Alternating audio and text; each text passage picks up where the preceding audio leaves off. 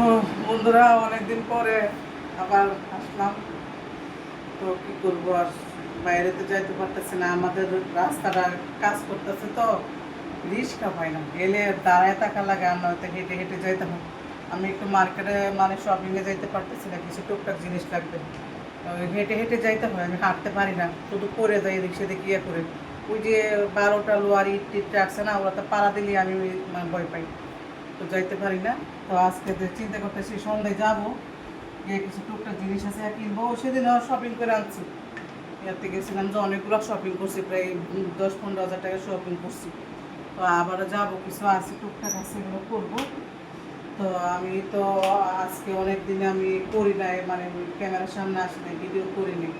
তো আমার ভিডিও হয়তো কেউ দেখে বা হয়তো কেউ দেখে না।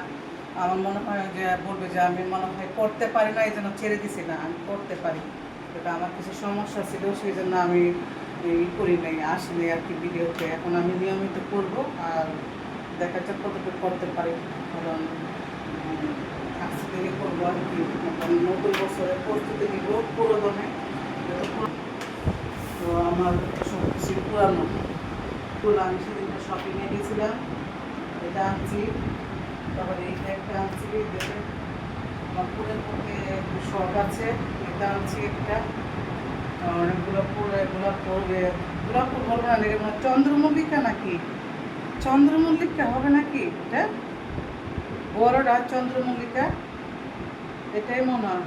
কারণ সূর্যমুখীতে এরকম না, চন্দ্রমল্লিকা এটা নাকি, গ্লাডিয়াস নাকি চন্দ্রমল্লিকা নাকি, আমি বলতে পারবো না আসলে ফুলটা কি, আমার মনে আসলো জবা, জবা এরকম না, না ইচ্ছা মতন বানায় ওরা সিয়া করে দিচ্ছে, জানি না।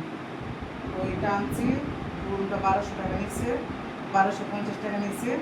আর এখানে কিছু আবার তো এখন আমি আমার ঘরটা একটু হালকা ইয়ে করে করলাম, মুছে করলাম।